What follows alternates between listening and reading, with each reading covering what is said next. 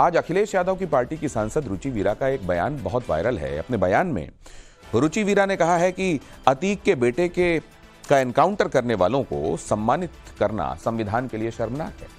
पिछले साल 13 अप्रैल को यूपी के झांसी में हुई उस घटना के संदर्भ में एनकाउंटर को लीड करने वाले 6 पुलिसकर्मियों को गैलेंट्री अवार्ड मिला, लेकिन समाजवादी पार्टी की सांसद रुचि वीरा को इसमें पॉलिटिक्स नजर आ रही है।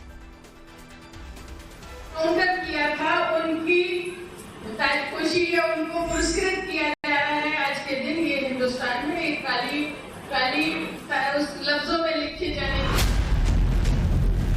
समाजवादी पार्टी की सांसद का ये बयान सोशल मीडिया पर ट्रेंड कर रहा है। 15 अगस्त यानी स्वतंत्रता दिवस के मौके पर मुरादाबाद से सांसद रुचि वीरा के दिए बयान पर बखेड़ा खड़ा हो गया है। वजह है समाजवादी पार्टी की सांसद रुचि वीरा का विवादित बयान।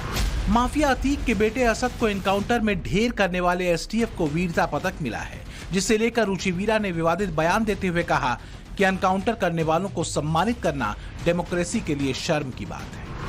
माफिया अतीक अहमद के बेटे असद पर उमेश पाल और उनकी सुरक्षा में लगे 2 सुरक्षा कर्मियों की हत्या करने का आरोप था। समाजवादी पार्टी सांसद रुचि वीरा स्वतंत्रता दिवस के मौके पर जमीयत उलेमाए हिंद के कार्यक्रम में पहुंची थी, जहां उन्होंने अतीक के बेटे का एनकाउंटर करने वाले पुलिसकर्मियों पर ही सवाल खड़े कर दिए।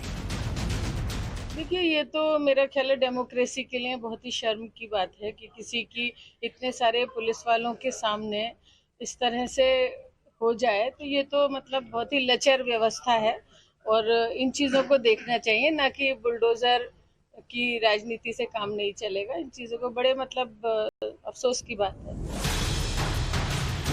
वीरता पुरस्कार का मिलना किसी भी पुलिस वाले के लिए बड़े ही सम्मान की बात होती है। ये पदक वीरता के लिए मिलता है, ऐसे ही नहीं मिलता। लेकिन इसमें भी रुचि वीरा को सियासत नजर आ रही है। वहीं इनकाउंटर में शामिल पुलिस वालों को गैलेंट्री अवार्ड मिलने से एक बार फिर 16 महीने पहले हुआ असद के एनकाउंटर की तस्वीरें जहन में ताजा हो गई। तारीख थी 13 अप्रैल 2023, वक्त था सुबह के 11:30 बजे। इलाका था झांसी के पालीछा बांध के टर्न से चंद मीटर दूर यूपी एसटीएफ एक बाइक का पीछा कर रही थी। मोटरसाइकिल सवारों में एक माफिया अतीक अहमद का बेटा असद था, तो दूसरा शूटर गुलाम मोहम्मद। एसटीएफ दोनों आरोपियों को बार बार सरेंडर करने की वार्निंग दे रही थी। 2023 को उमेश पाल के मर्डर के बाद से ही असद और गुलाम मोहम्मद फरार थे। एसटीएफ 48 दिन से लगातार इन्हें ट्रेस कर रही थी।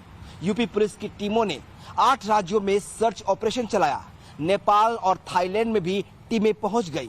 आखिरकार इनपुट मिला कि असद और गुलाम झांसी में हैं। 8 राज्यों में सर्च ऑपरेशन चलाया, नेपाल और थाईलैंड में भी टीमें पहुंच गईं। आखिर काउंटर को लीड करने वाले एसटीएफ के 6 पुलिस वालों को गैलेंट्री अवार्ड से सम्मानित किया गया है। आगे बढ़ने से पहले असद और गुलाम का एनकाउंटर करने वाले जिन पुलिस वालों को गैलेंट्री अवार्ड मिला है, उन्हें जान लीजिए। Vimal Kumar Singh, deputy SP UP STF. Navendra Kumar, deputy SP UP STF. Gyanendra Kumar Rai, inspector UP STF. Anil Kumar Singh, inspector UP STF. Sushil Kumar, head constable UP STF और Sunil Kumar, head constable UP STF. Atiq Ahmed की मौत को लेकर न्यायिक आयोग ने अपनी रिपोर्ट सबमिट की थी, जिसमें यूपी पुलिस को क्लीन चिट दी गई थी। आयोग ने अपनी रिपोर्ट में लिखा है कि अतीक अशरफ की हत्या पूर्व नियोजित नहीं थी।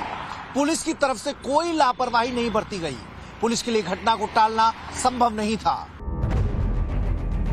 माफिया अतीक से जुड़े केस में प्रयागराज पुलिस की भूमिका पाक साफ हुई तो नया मिशन शुरू कर दिया गया। ये मिशन जुड़ा अतीक अहमद की संपत्तियों की खाक छानने का। इसमें पुलिस को बड़ी सफलता भी मिली है। अतीक की ऐसी ही संपत्ति का खुलासा हुआ है जो असल में उसकी कभी थी ही नहीं।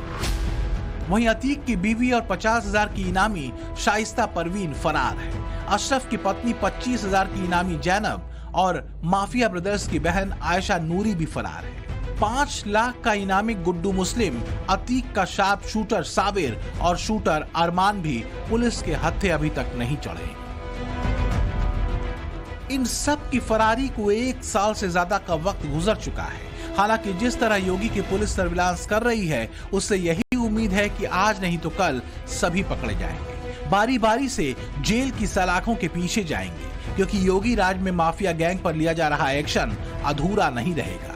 यकीन नहीं हो रहा तो माफिया फैमिली का भी क्या हाल है, इसे देख लीजिए। अतीक मारा जा चुका है, शाइस्ता परवीन फरार चल रही है। अतीक का बड़ा बेटा उमर अहमद लखनऊ जेल में बंद है। अतीक का दूसरा बेटा अली अहमद नैनी जेल में बंद है।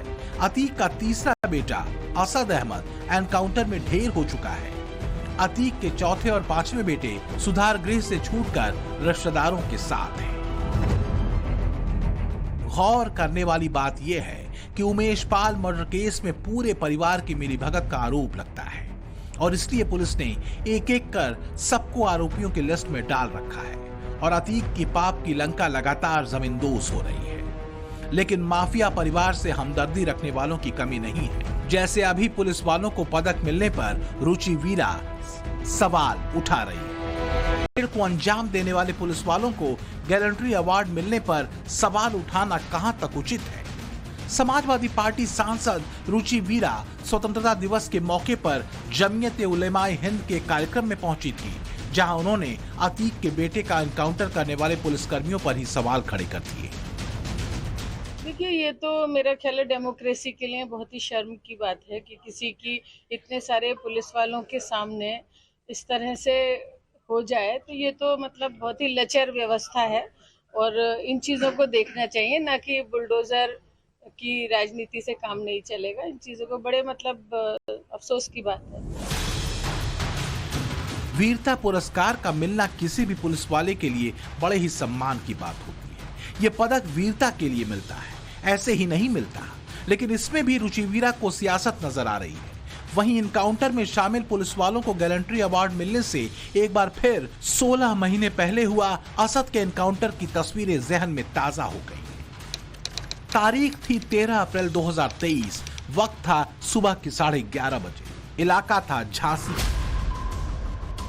झांसी के पालीछा बांध के टर्न से चंद मीटर दूर यूपी एसटीएफ एक बाइक का पीछा कर रही थी। मोटरसाइकिल सवारों में एक माफिया अतीक अहमद का बेटा असद था तो दूसरा शूटर गुलाम मोहम्मद। एसटीएफ दोनों आरोपियों को बार बार सरेंडर करने की वार्निंग दे रही थी, लेकिन मोटरसाइकिल सवार सरेंडर करने की जगह एसटीएफ की आंखों में धूल झोंकते हुए भागने की कोशिश में लगे रहे। तभी कच्ची सड़क पर मोटरसाइकिल फिसल गई और बाइक पर सवार आरोपी आड़ लेकर एसटीएफ पर फायरिंग करने लगे।